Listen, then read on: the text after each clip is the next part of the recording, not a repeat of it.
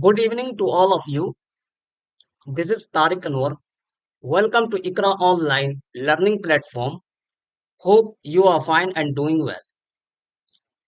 Guys, आज हम B Ed general entrance examination 2022-23 Jamia Millia Islamia के क्वेश्चन को डिस्कस करेंगे।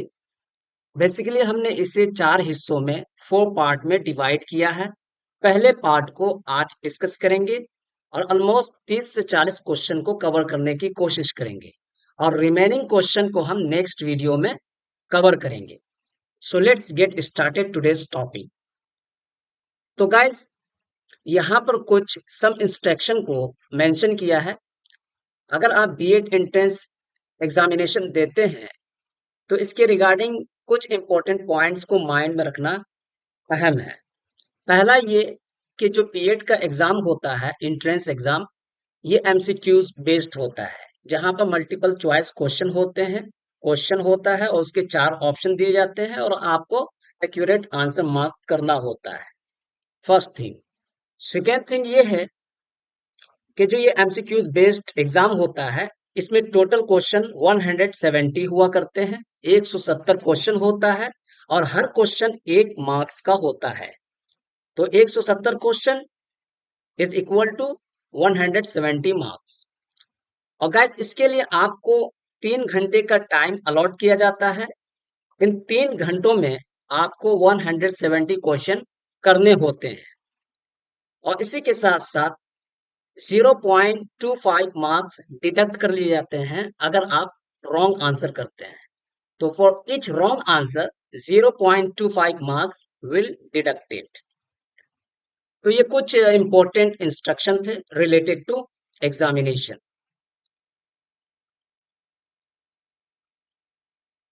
So the first question is family is a means of, यानी फैमिली एक जरिया है, एक मीन्स है।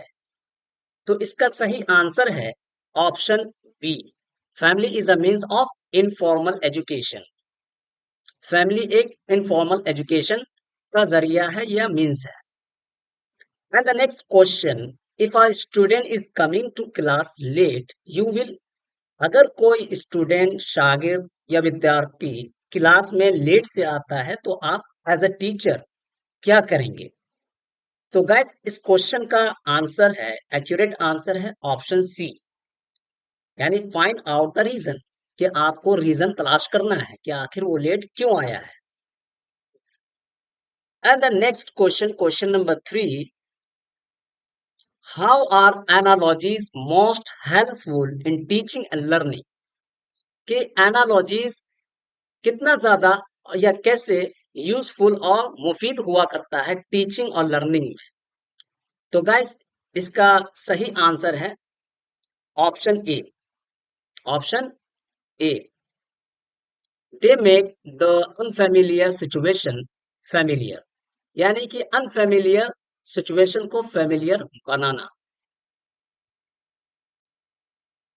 Question number 4, which of the following would be the most appropriate activity to teach students about different kinds of animals and their habits? नीचे दिए गए में से कौन सी चीज ज्यादा अप्रोप्रिएट या एक्टिविटी अप्रोप्रिएट है स्टूडेंट को टीचिंग करने में about different kinds of animals and their habits, यानी कि डिफरेंट काइंड के एनिमल्स और उसके हैबिटेट के रिगार्डिंग स्टूडेंट को टीच करने के लिए कौन सा एक्टिविटी ज्यादा अप्रोप्रिएट हुआ करता है? तो इस क्वेश्चन का सही आंसर है option D, take the student on a visit to the zoo, कि स्टूडेंट को चिड़ियाघर ले जाया जाए ताकि उससे क्या होगा, स्टूडेंट एनिमल्स और उसके हैबिटाट्स के बारे में, उसके हैबिट्स के बारे में ज्यादा क्या होंगे, अवेयर होंगे। ये ज्यादा अप्रोप्रिएट एक्टिविटी कहलाएगा। And the next question number 5, which of the following is the most suitable rationale to be given in favor of conducting group activities?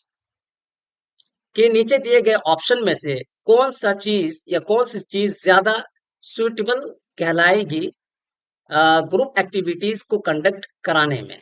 Group activities को कंडक्ट करने के फेवर में कौन सी चीज ज्यादा सुइटेबल हो सकती है? तो गाइस क्वेश्चन नंबर 5 का करेक्ट आंसर है option B. They provide an opportunity to students to learn from each other, कि स्टूडेंट को मौके दिए जाए, अपॉर्चुनिटी दिए जाए, ताकि वो एक दूसरे से क्या करे, लर्निंग करे, सीख सके। And the next question, question number 6, which of the following is not a desirable practice to be adopted by teachers? तो गाइस क्वेश्चन नंबर 6 में इस बात को पूछा जा रहा है कि नीचे दिए गए में से कौन सी चीज या कौन सा प्रैक्टिस टीचर के लिए डिजायरेबल नहीं है, कौन सी चीज डिजायरेबल प्रैक्टिस नहीं है कि जिसे टीचर अडॉप्ट करे, यानी कौन सी चीज टीचर के लिए अडॉप्ट करना ये डिजायरेबल प्रैक्टिस नहीं कहलाता है। तो गाइस क्वेश्चन नंबर 6 का करेक्ट आंसर है option D. Ask questions only when they have finished teaching a chapter. And the next,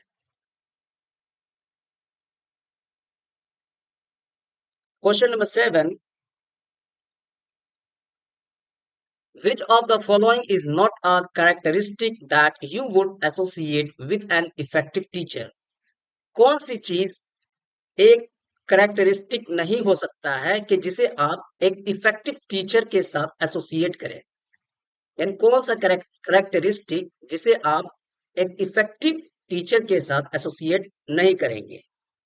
तो गाइस क्वेश्चन नंबर 7 का करेक्ट आंसर है option C, authoritarian. And the next question is which of the following statement about childrens learning is correct? कि नीचे गए दिए गए statement में से कौन सा स्टेटमेंट बच्चों के लर्निंग के रिगार्डिंग सही है, करेक्ट है? तो गाइस इसका सही आंसर है क्वेश्चन नंबर 8 का C, option C, children learn by relating new knowledge with their previous knowledge. And the next question number 9, which of the following is the most suitable rationale to be given in favor of conducting team teaching, a group of 2 or more teachers working together to teach? कि नीचे दिए गए में से कौन सी चीज ज्यादा सुइटेबल कहलाएगी, किस चीज के रिगार्डिंग? टीम टीचिंग को कंडक्ट कराने के फेवर में, यानी टीम टीचिंग कंडक्ट कराने के फेवर में दिए गए कौन सी चीज ज्यादा सुइटेबल हुआ करेगी? तो गाइस क्वेश्चन नंबर 9 का करेक्ट आंसर है option C, student get a chance to ask more questions. इसमें ये होगा जब टीम टीचिंग को कंडक्ट कराया जाएगा, इसमें स्टूडेंट के लिए फायदा है कि वो ज्यादा से ज्यादा क्वेश्चन को पूछ सकते हैं। And the next question number 10, which of the following is true of open ended questions? कि नीचे दिए गए में से कौन सी चीज ओपन एंडेड क्वेश्चन के लिए ट्रू माना जाता है, सही है, यानी मुंदरिजा जेल में से कौन खुले सवालात के लिए दुरुस्त है? तो क्वेश्चन नंबर 10 का करेक्ट आंसर है option B, they require imaginative thinking. And the next question number 11, you get to know that a student of your class has lost both her parent to COVID. How would you treat this child? तो question number 11 में ये question किया जा रहा है कि suppose कि एक स्टूडेंट जो आपकी क्लास में आता है और उसने अपने पेरेंट को खो दिया है कोविड-19 में, तो आप उस बच्चे के साथ किस तरह से ट्रीट करेंगे, व्यवहार करेंगे?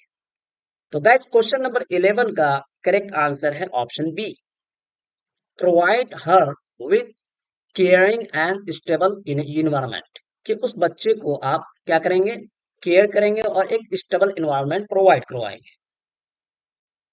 And the next question number 12, which of the following should a teacher most focus on to help students learn effectively? कौन सी चीज को टीचर को अपनाना चाहिए कि जिससे स्टूडेंट की ज़्यादा से ज़्यादा हेल्प हो सके लर्निंग में। तो क्वेश्चन नंबर 12 का सही आंसर है option B, ensure that students engage with the concept. ये इंश्योर कराना कि स्टूडेंट क्या हो, कॉन्सेप्ट के साथ एंगेज हो। तो एक टीचर को चाहिए कि ज़्यादा फोकस इस बात पर करे स्टूडेंट के लिए कि वो किसी चीज को इफेक्टिवली क्या करे, लर्न करे, इफेक्टिवली किसी चीज को सीख सके। तो उसके लिए ये है कि स्टूडेंट को इंश्योर कराना चाहिए कि वो कॉन्सेप्ट के साथ ज्यादा क्या हो, एंगेज हो। Question number 13, which of the following is a desirable classroom practice to be adopted by teacher? कि नीचे दिए गए में से कौन सी चीज एक डिजायरेबल क्लासरूम प्रैक्टिस कहला सकती है एक टीचर के जरिए अगर उसे अडॉप्ट किया जाए, यानी टीचर के जरिए अगर उस चीज को अडॉप्ट किया जाए तो उसे एक डिजायरेबल क्लासरूम प्रैक्टिस माना जाए। तो क्वेश्चन नंबर 13 का करेक्ट आंसर है option D, asking students to participate in the process of framing the classroom rules. कि स्टूडेंट से पूछना या उनको कहना कि वो क्लासरूम के रूल को फ्रेम करने के प्रोसेस में क्या करें, पार्टिसिपेट करें, शिरकत करें। And the next question, question number 14. Which of the following is the least relevant reason for planning of the lessons by teachers? के नीचे दिए गए में से कौन सी चीज बहुत ही कम रेलेवेंट कहलाएगी टीचर के द्वारा लेसन को प्लान करने में? यानी कि टीचर के द्वारा लेसन को प्लानिंग करने में कौन सा रीजन वो लिस्ट रेलेवेंट कहलाएगा? तो क्वेश्चन नंबर 14 का करेक्ट आंसर है option C, helpful in increasing student enrollment. And the next question, question number 15, which of the following would be to the most appropriate strategy to teach a complex performance based task to students? के नीचे दिए गए में से कौन सी चीज most appropriate strategy कहलाएगी एक कॉम्प्लेक्स परफॉर्मेंस को टीच करने में? यानी एक कॉम्प्लेक्स परफॉर्मेंस बेस्ड टास्क को पढ़ाने में कौन सा स्ट्रेटेजी ज्यादा अप्रोप्रिएट हुआ करेगा? तो क्वेश्चन नंबर 15 का करेक्ट आंसर है option D, break up the task into smaller steps and offer help. यानी कि अगर कोई कॉम्प्लेक्स परफॉर्मेंस बेस्ड टास्क है तो उसे स्मॉलर स्टेप में क्या कर देना चाहिए, ब्रेक कर देना चाहिए। उससे क्या होगा, उस कॉम्प्लेक्स परफॉर्मेंस को टीचिंग करने में क्या होगा, इजी होगा। And the next question number 16, which of the following is not a desirable educational objective of organizing cultural events in schools? के नीचे दिए गए में से कौन सी चीज डिजायरेबल एजुकेशनल ऑब्जेक्टिव नहीं हुआ करेगा कल्चरल इवेंट को स्कूल में ऑर्गेनाइज कराने की रिगार्डिंग? तो क्वेश्चन नंबर 16 का करेक्ट आंसर है option A, to encourage students to outperform one another. And the next question, question number 17, the teacher has not taught until the student has learned. Question number 17 में इस बात को बताया जा रहा है कि टीचर नहीं पढ़ाते हैं जब तक कि स्टूडेंट सीख न ले। Select the option that bring out the central idea of this statement. तो ये एक सेंटेंस दिया है, तो इस सेंटेंस का सेंट्रल आइडिया क्या है? तो क्वेश्चन नंबर 17 का करेक्ट आंसर है option A, teaching and learning together. कि पढ़ना और पढ़ाना साथ साथ, ये इस सेंटेंस का सेंट्रल आइडिया है, टीचिंग एंड लर्निंग टुगेदर।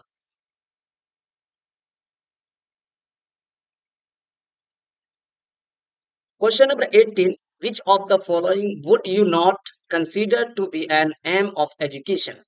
कौन सी चीज मुंदरिजा झेल में से यानी कि फॉलोइंग में से कौन सी चीज एजुकेशन का मकसद यानी कि एजुकेशन का एम कंसीडर नहीं किया जाता है, यानी कौन सी चीज को आप एजुकेशन के लिए एम या गोल कंसीडर नहीं करेंगे? तो क्वेश्चन नंबर 18 का करेक्ट आंसर है option C, to maintain cultural purity by resisting all changes in society. And the next question number 19. You find out that a student of your class is a compulsive liar and has not given up his habit despite your efforts. What would you do? तो question number 19 में इस बात को बताया जा रहा है कि अगर आपको पता चलता है कि आपके क्लास का एक स्टूडेंट लायर है, झूठा है, तो आपकी कोशिशों के बावजूद, आपके एफर्ट के बावजूद अगर वो अपनी आदत क्या है, अपनी हैबिट को ना बदले तो फिर आप क्या करेंगे? तो क्वेश्चन नंबर 19 का करेक्ट आंसर है option B. Option B, seek the help of school counsellor. तो इस सूरत में आप क्या करेंगे? काउंसलर, स्कूल काउंसलर का हेल्प लेंगे।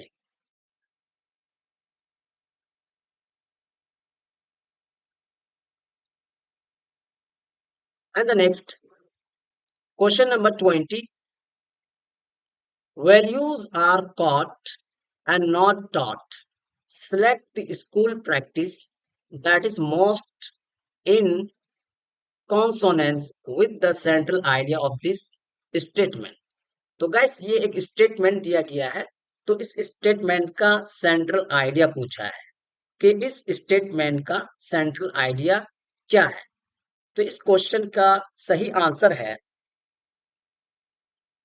Option C, school staff displaying high standards of integrity in their personal behavior. And the next question number 21. Which of the following is true regarding the curricular practices currently being followed in schools? के नीचे दिए गए में से कौन सी चीज school में फॉलो किया जा रहा है करंटली, यानी कि करिकुलर प्रैक्टिस, कौन सा करिकुलर प्रैक्टिस के रिगार्डिंग ये बात सही है कि स्कूल में करंटली कौन सा करिकुलर प्रैक्टिस को फॉलो किया जा रहा है? तो गाइस क्वेश्चन नंबर 21 का करेक्ट आंसर है option B, science and social science are integratedly taught as a environmental studies in primary class. कि साइंस और सोशल साइंस को इंटीग्रेटली जो है एनवायरमेंट स्टडीज में प्राइमरी क्लासेस में क्या किया जा रहा है? पढ़ाया जा रहा है। तो करंट में जो करिकुलर प्रैक्टिस है वो यही है, science and social science are integratedly taught at environmental studies in primary classes. And the next question number 22. Which of the following is a desirable practice that you would associate with a teacher teaching a batch of first generation learners?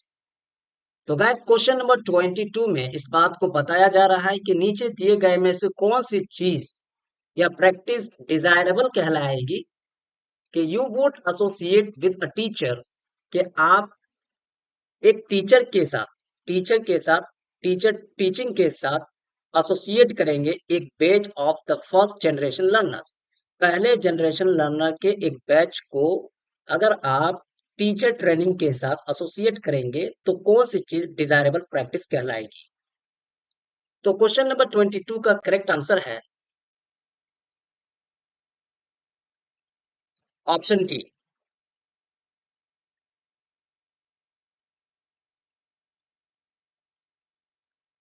be flexible in assignment submission schedules. And the next question number 23.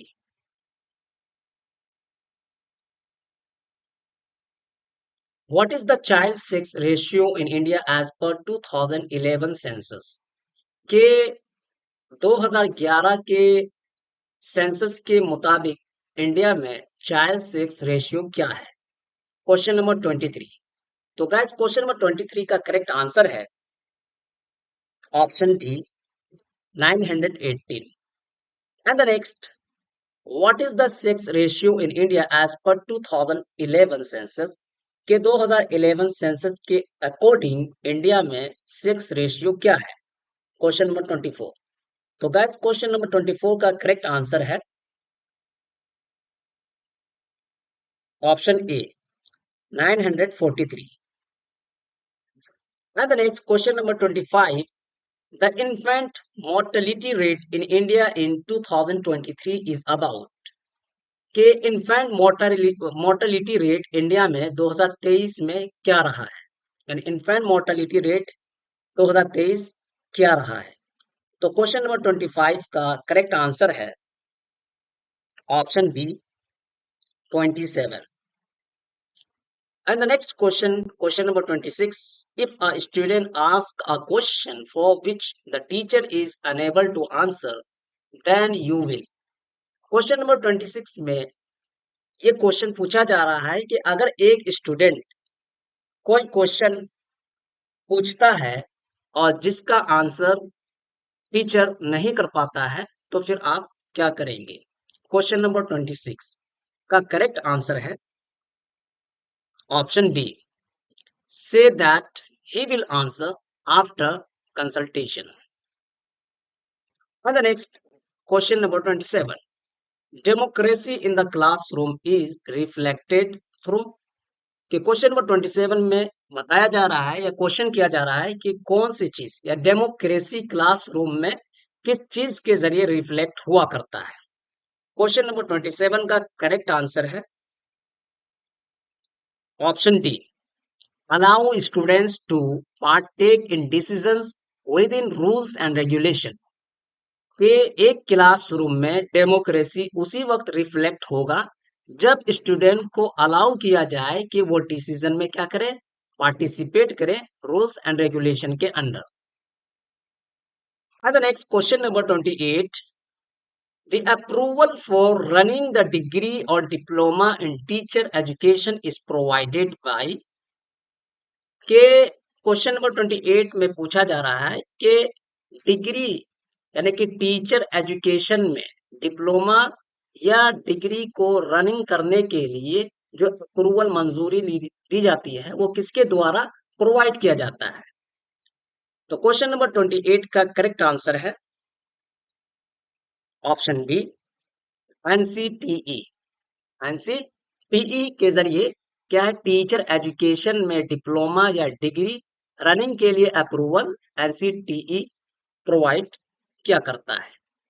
And the next question number 29, the foundation stage of education according to NEP 2022 includes जो education का foundation stage है new education policy 2022 के मुताबिक वो किस चीज को include है? तो क्वेश्चन नंबर 29 का करेक्ट आंसर है option C nursery and lower primary. And the next question number 30, DIET were started after ये DIET जो टाइप्स है ये स्टार्ट किया गया था कब? क्वेश्चन नंबर 30 का करेक्ट आंसर है ऑप्शन सी एनपीई 1986। ये जो एनपीई 1986 के बाद ही DIET को स्टार्ट किया गया था। And the next question number 31, समग्र शिक्षा सबस्यूम्स द फॉलोइंग एक्सेप्ट जो समग्र शिक्षा है ये नीचे दिए गए चीजों को सबस्यूम करता है मगर किस चीज को नहीं करता है? क्वेश्चन नंबर 31 का करेक्ट आंसर है ऑप्शन ए उन्नत उन्नत भारत अभियान उन्नत भारत अभियान। And the next question number 32, The project method originated from the philosophy of। Question number 32 का करेक्ट आंसर है option A. Option A, the project method originated. जो प्रोजेक्ट मेथड को ओरिजिनेट किया गया है किस फिलॉसफी से? तो option A, John Dewey. John Dewey के फिलॉसफी से प्रोजेक्ट मेथड को ओरिजिनेट किया गया है। And the next question number 33, which of the following is true with regard to the system of open schooling in India? कि कौन सी चीज सही है ओपन स्कूलिंग सिस्टम के रिगार्डिंग, यानी इंडिया में ओपन स्कूलिंग सिस्टम के रिगार्डिंग कौन सी चीज सही है?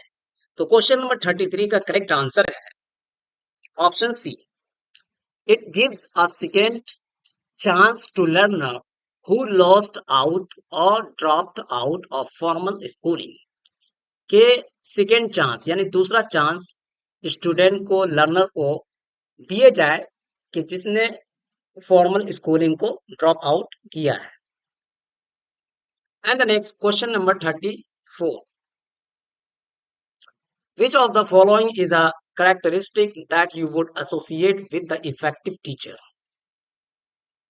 क्वेश्चन नंबर 34 में इस बात को पूछा जा रहा है कि कौन सी चीज एक कैरेक्टरिस्टिक कहला सकती है अगर आप एक इफेक्टिव टीचर के साथ एसोसिएट करेंगे। तो क्वेश्चन नंबर 34 का करेक्ट आंसर है ऑप्शन ए, डिस्करेजेस रोड मेमोराइजेशन। 34 का करेक्ट आंसर है option A. And next question number 35, which of the following is in consonance with the recommendation of NEP 2022? के नीचे दिए गए में से कौन सी चीज न्यू एजुकेशन पॉलिसी 2022 के मुताबिक है या उसके रिकमेंडेशन के ये उसके मुताबिक है? 2022 कौन सी चीज न्यू एजुकेशन पॉलिसी 2022 के रिकमेंडेशन में आती है? तो क्वेश्चन नंबर 35 का करेक्ट आंसर है option A, the existing 10+2 structure of school education to be replaced। जो करंट में स्कूल में स्ट्रक्चर चल रहा है 10+2, इसको रिप्लेस कर दिया गया है 5+3+3+4। And the next question number 36, which of the following is not a responsibility of CBSE? कौन सी चीज सीबीएसई की रिस्पॉन्सिबिलिटी जवाबदेही में नहीं आती है? क्वेश्चन नंबर 36 का करेक्ट आंसर है option B, to fulfill the educational requirements of those students whose parents are in transferable jobs। तो 36 का करेक्ट आंसर है option D. And the next question number 37, which constitutional amendments was responsible for bringing into effect the right to education act? Question number 37 का correct answer है option D. Option D 86, यानी कि कौन सा constitutional amendment responsible है right to education act के effect में आने के लिए? तो इसका करेक्ट आंसर है 86 amendment act. And the next question number 38, which of these characteristics would you not associate with an effective teacher? कौन से कैरेक्टरिस्टिक यानी कौन सी खुसूसियत को आप एक इफेक्टिव मुअस्सिर टीचर के साथ, इफेक्टिव टीचर के साथ एसोसिएट नहीं करेंगे? तो क्वेश्चन नंबर 38 का करेक्ट आंसर है option C, maintains distance from the students. 38 का करेक्ट आंसर है ऑप्शन सी।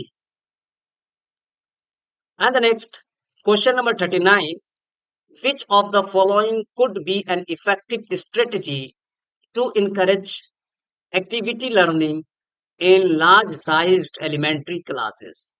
तो क्वेश्चन नंबर 39 में इस बात को पूछा जा रहा है कि कौन सी चीज एक इफेक्टिव स्ट्रेटेजी हो सकती है लार्ज साइज में, यानी कि एलिमेंट्री क्लासेस के लार्ज साइज में एक्टिव लर्निंग को इनकरेज करने के लिए।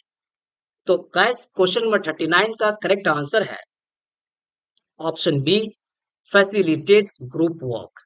अगर एलिमेंट्री क्लास के लार्ज साइज में एक्टिव लर्निंग को इनकरेज करना है, तो उसके लिए ग्रुप वर्क को फैसिलिटेट करना पड़ेगा। तो क्वेश्चन नंबर 39 का करेक्ट आंसर हुआ ऑप्शन बी। तो गाइस ये कुछ क्वेश्चन थे BEd general entrance examination 2023 Jamia Millia Islamia की, और रिमेनिंग क्वेश्चन को हम नेक्स्ट वीडियो में कवर करेंगे। और गाइस जब ये 170 क्वेश्चन कंप्लीट हो जाएंगे, तो इन तमाम क्वेश्चन को हम डिटेल में कवर करेंगे। तो गाइस आई होप कि ये वीडियो आपके लिए यूजफुल रहा होगा। अगर ये वीडियो अच्छा लगे तो वीडियो को लाइक शेयर और सब्सक्राइब करें। Thank you very much. Bye bye.